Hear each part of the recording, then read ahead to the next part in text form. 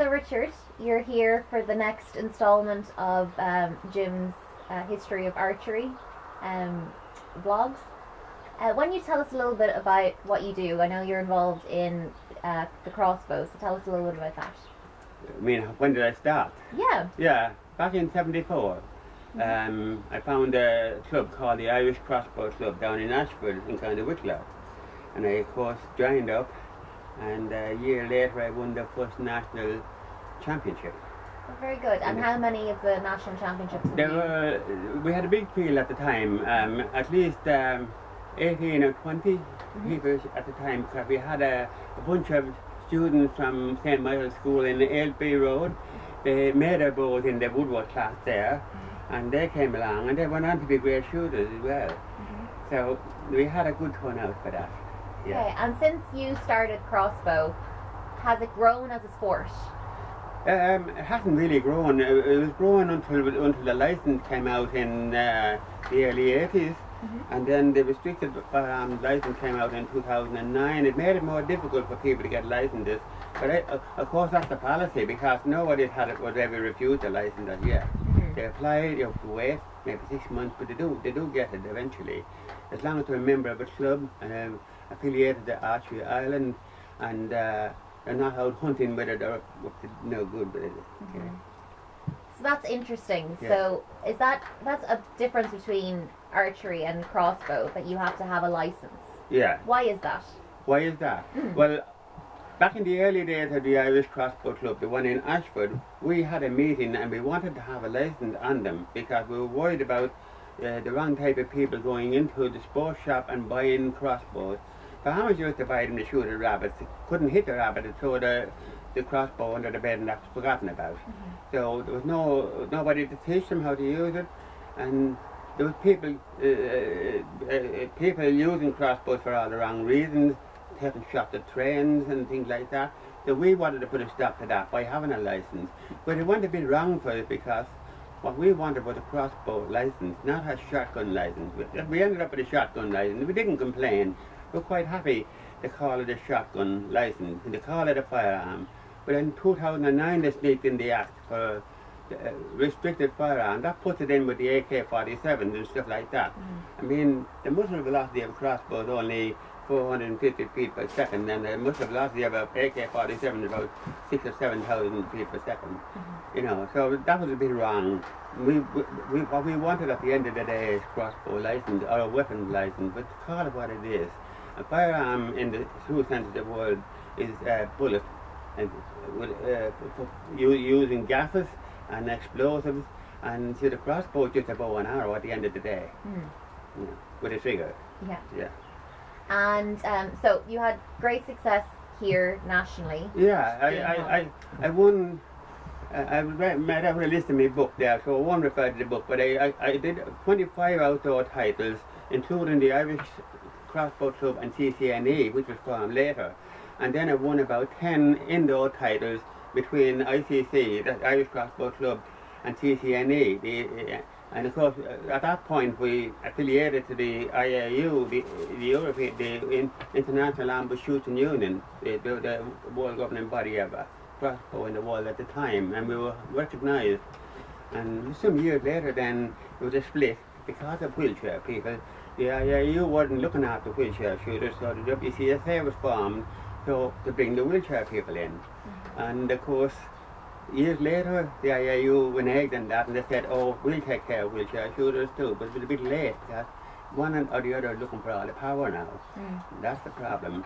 So it's still IAU and WCSA, which makes it expensive for me to travel. When I want to go to European Championship, it might be IAU run.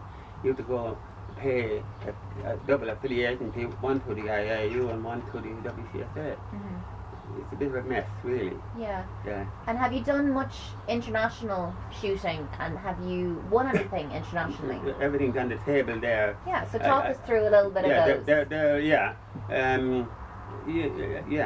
Well, my first world championship was in '84, when I didn't get to the Olympics because I was on the panel. So I decided to make the bow and go to the first one, which was in Himley Hall in England. It was brilliant. And the next one, I went to a few after that. But the medal winning trail started in 2003 at the World Championship in Little Hall, believe it or not, of all players. I also shoot there as well. And in Little Hall I got, believe it or not, I was beaten by a woman who was a top rifle shooter in New Zealand.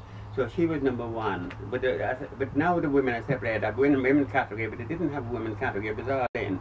And she was brilliant, Leonie Moody from New Zealand. So I was second in that.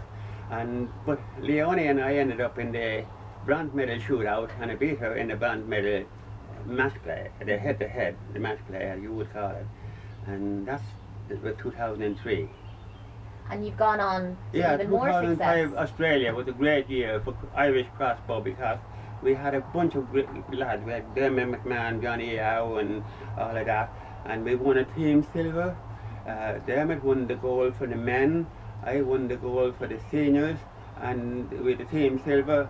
That was in Australia. I also won an Australian gold for the national championships as well. Yeah.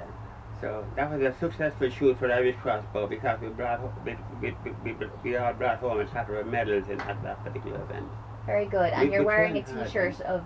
You're wearing a T-shirt. This one was New Jersey, which was my best one really. The one I least expected to do well in, and I surprised myself because in that I won the target and the match play. I retained the match play that I had won in Australia 2 years previous, so that gives me 3 world gold medals. You know, I'd matched Muhammad Ali now, you know. Yeah, my idol.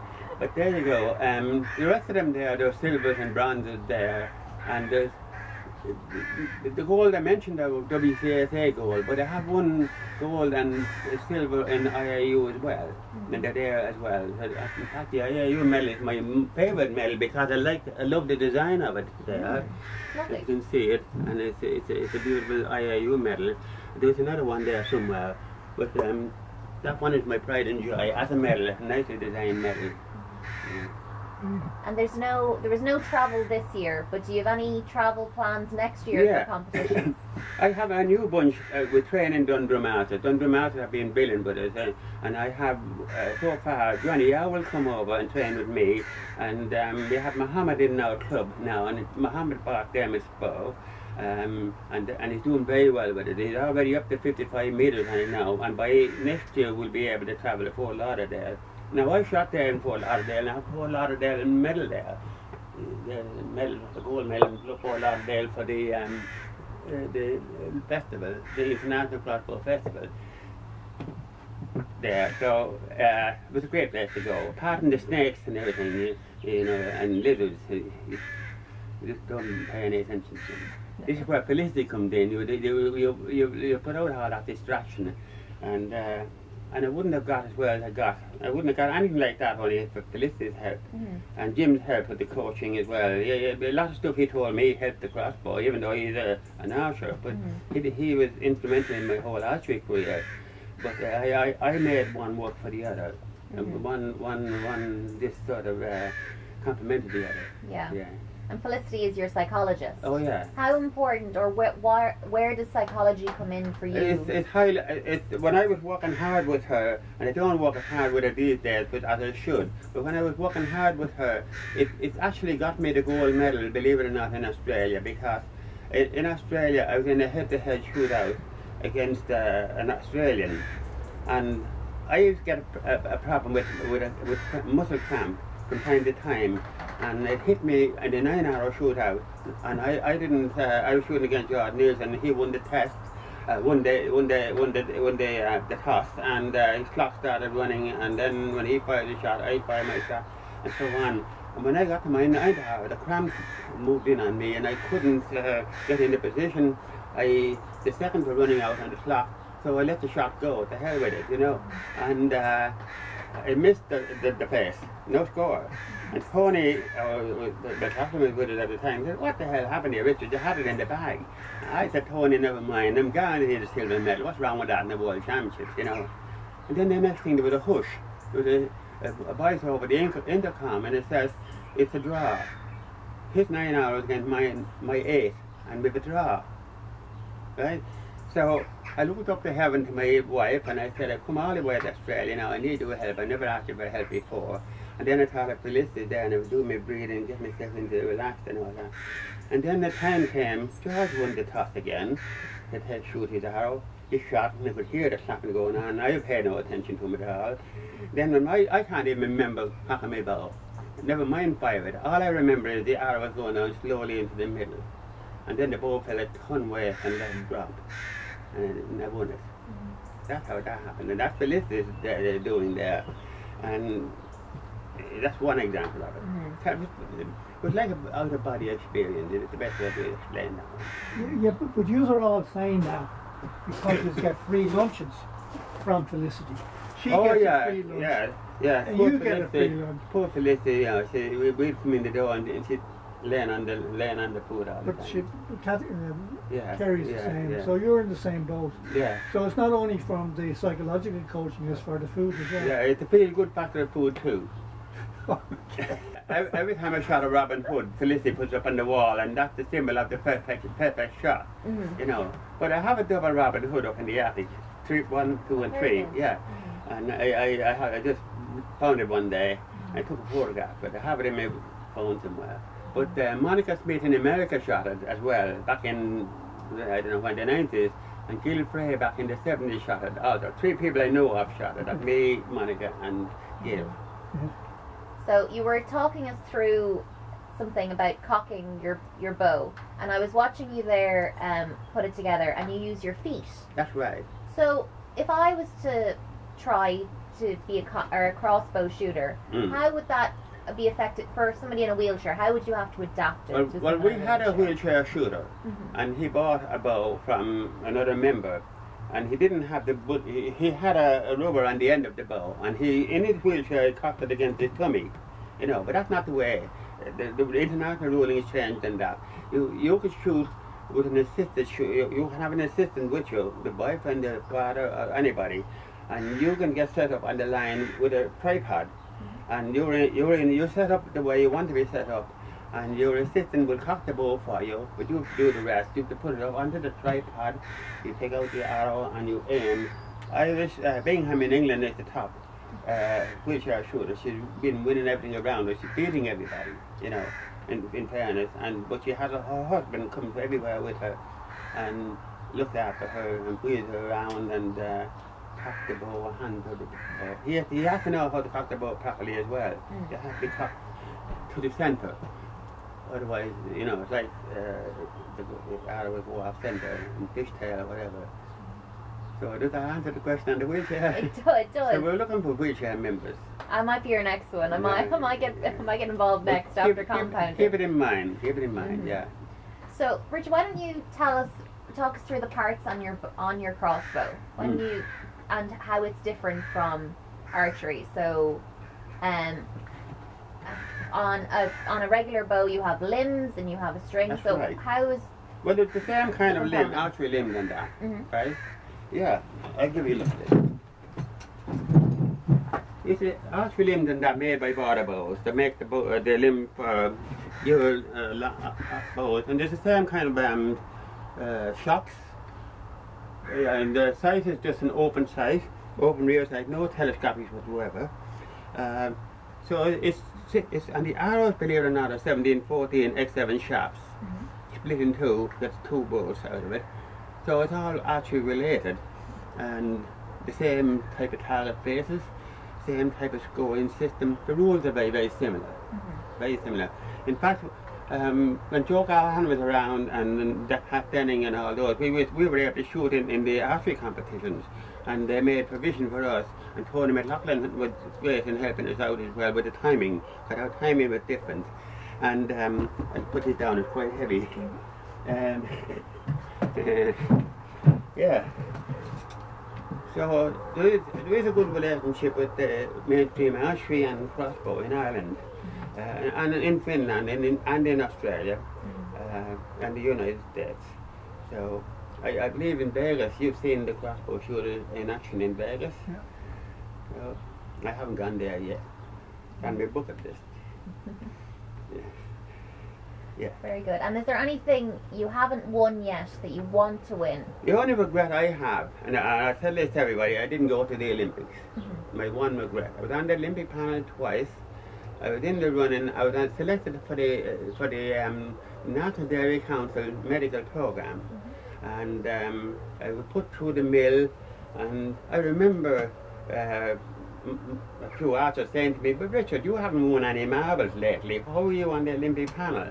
And I got worried about this, and I was talking to Dr. Myra O'Brien in the College of Surgeons, and I asked her out straight, how was I picked for this medical panel? And she said, "You competed well abroad on the world stage. That would count with us," which I did.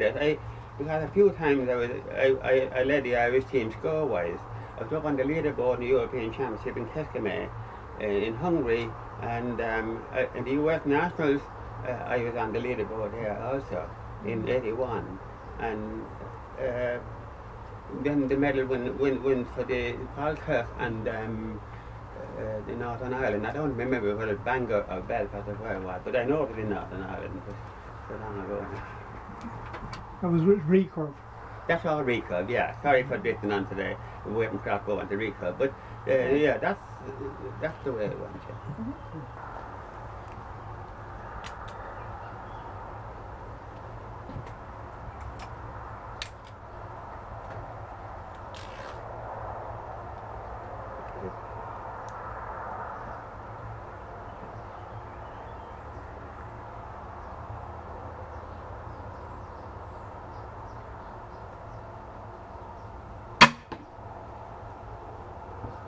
Right in the middle.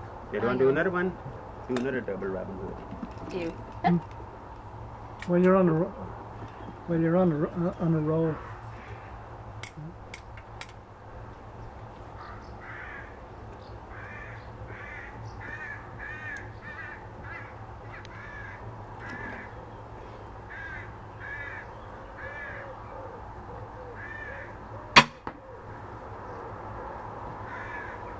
One more.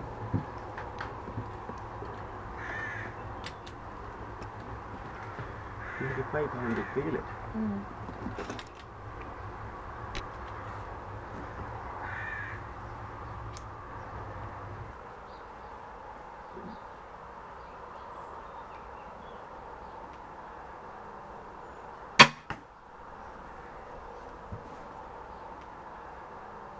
Well, Richard's going to shoot the recurve, but he has a little bit of a different system on the clicker. He has the problem he has a little bit of a problem with hearing, so he has a touch clicker, so that's when it hits his finger, he knows the shot's going to go off. Now Richard has been shooting recurve for many years. When did we start shooting recurves together? 1975. 75. Yeah. Where did you buy your first bow? I bought it from Hugh Quigley. You brought me to Hugh Quigley in Drumcondra. And it was a TD3. The TD2. TD2. The older one again. The older one again. Great old bow. John, kept that. you should have kept. Yeah. You know, Very forgiving bow. Yeah. You shot really good scores with that. Yeah, I shot through the junior ranks straight off. 1,000 star, which I have it here. There's 1,000 star. Yeah. My 1,100 star. The other two here are coumpound stars. Yeah, but you were very close to the 1,200. Yeah, you were 1199. 1199. Yeah. Yeah, it was always the way, isn't it? I made up for it with the coumpound. You made up for the coumpound, but you were very good. And you were on the Olympic panel. Olympic panel twice, Euro Nations twice, and then I was up against you in the indoor championship head to head, and I won. Yeah, but you 10-10-9, 10-10, no 10-10-9, 10-10-8 or something. Yeah, but you're always saying that about me when you beat me. Yeah. You never tell me all the times I beat you. Oh yeah, he got his revenge the following summer in Kilkenny Castle, the following year. Yeah. And I was leading by 20 odd points the first day, and because I made a funny arrangement to stay in Naas when I should have stayed put in Kilkenny, and I changed my thinking and everything. So I went to pieces the next day, and you won. Yeah, but I have a confession to make to you. Yeah. Actually, we spiked your drink. Oh, did you? That's what it was. So yeah. Yeah. That's how I beat you. At least you're honest about it. Yes, I wouldn't have beat you otherwise. There wouldn't have been a chance of me ever beat you. Yeah. Like you shot a coumpound, and you shot 2 1300s in your coumpound. Yeah, 2 1300s. One 1300 was shot on my birthday, and I remember Owen O'Donoghue was on my target, and he wasn't telling me how I was doing. And at the end of the competition, he said, Richard, how do you think you did? And I said, if I got 1280, 1290, I'd be very happy. So he showed me the scorecard, and it was 1307. So I got the award, the 1300 star. So you're going to give me a little demonstration of your ability to shoot a recurve. Yeah. You're an all-round man. Compound, Yeah. crossbow, recurve. Yeah. You're a man of immense talent. Yeah. You know, Right. Yes, right. Now you're good looking, but you wouldn't be as good looking as I am. But anyway, apart from all that, you're not too bad. Okay. So, I don't know what you're laughing about. It's the truth. When you get to 77, you couldn't give a shit. Well, I'm the same age as you. Yeah. I know we look well for 77. But I'm older than you, though. Yeah. Okay. You're older than I am. Yeah. Okay. Give us a little demonstration of shooting a recurve. I'll do my best. Yeah. Okay. Now the sight on is the one I made for you as well. You still have that on. The sight I made for you. Yeah. That's the carver pass sight. Yeah. Very, very light. Yeah. Very good. Tell me when I can shoot. Okay, off you go. Yeah, I just want to have put this a step up, but I'll try it. See the thumb clicker on the where it hits the thumb.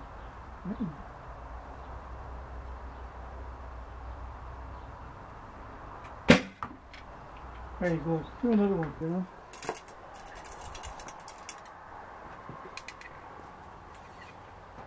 Okay, so let's.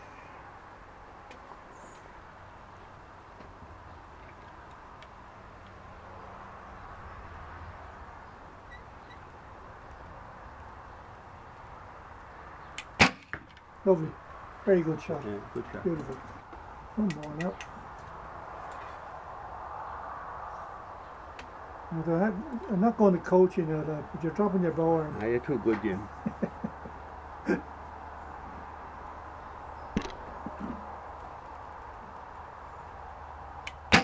Lovely. Really good. Lovely Yeah. shot. You're an expert on the compound. You've shot 1300 on your compound. 1300 twice. Yeah, twice on the compound. And I made your stabilizers. Yeah. You made them for both those. And I made them for what you call the recurve as well. But that particular one was made with flax. Yeah. That's the only one in Ireland that's Yeah. made with that, apart from, we say, Carrie's one that I made especially for her as well. So the internal wall in that is done with flax. And how long ago since you bought the bow? Gosh, I think I had that for at least 5 years. 5 years. So it was there in around that particular time we done the stabilizers. Yeah. And we built those slim gins at that time, you know. Yeah. So you shot 1300. 1300 twice. 1300 Within 2 weeks. Within One 2 was on weeks. my birthday. Yeah. And then you done very well in field archery. Yeah, I did. Well, you were coaching for field archery down in Drewstown. I was running up a few times in Darrell Valley. I remember the first time I was running up to David O'Brien, and I did well that day, and that was in the men's section. Yeah. And then Drewstown then was a challenge. That was kind of a 3D, was it? 3D. And I did the picture there of that. You won on that. And I won that one outright. And then you transferred. And I transferred the knowledge of that into the crossbow and took part in forest round. In crossbow terms, it's not field archery, it's called forest round. They have 3D as well, and the bushman round and stuff like that. And won a few silvers a few times. You won a silver. But I won the gold only as recent at 2014 in Estonia. So you won the gold in Estonia for field archery. Over 2 days. Yeah. I was practically on my knees at the end of the 2 days. It reminded me of Stephen Roach when he was. And you felt that the compound, that what you call it, helped you. It helped the crossbow. Yeah, and the bit one of complemented the other. Yeah, and a bit of learning how to judge the distance and all that sort of stuff. You done very well. And you won a gold medal. You won the gold medal. In this? Yeah, national medal. Yeah, no, you won the gold medal you won around the compound with the recurve, and you won with the crossbow in field archery.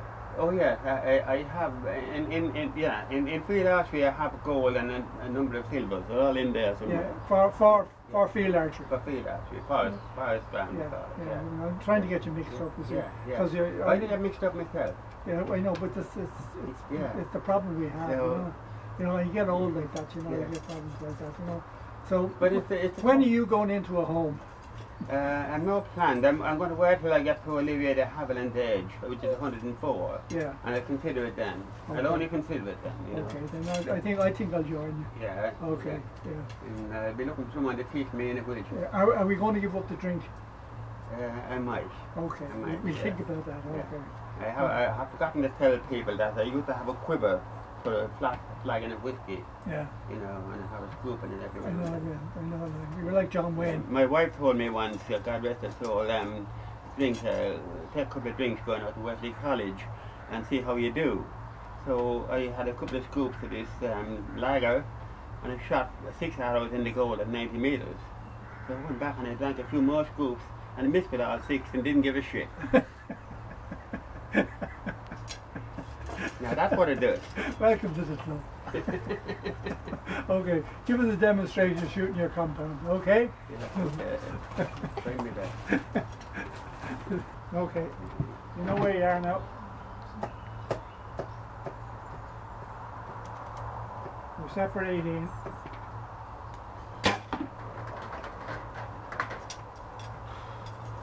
Just under the 10.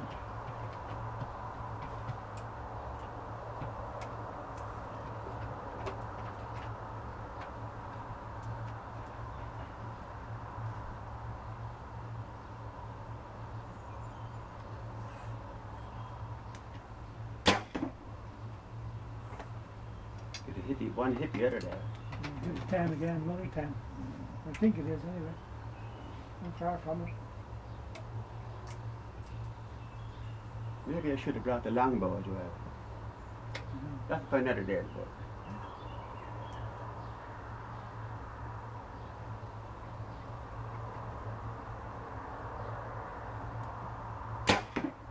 Beautiful shooting. Done. Very good. Fantastic.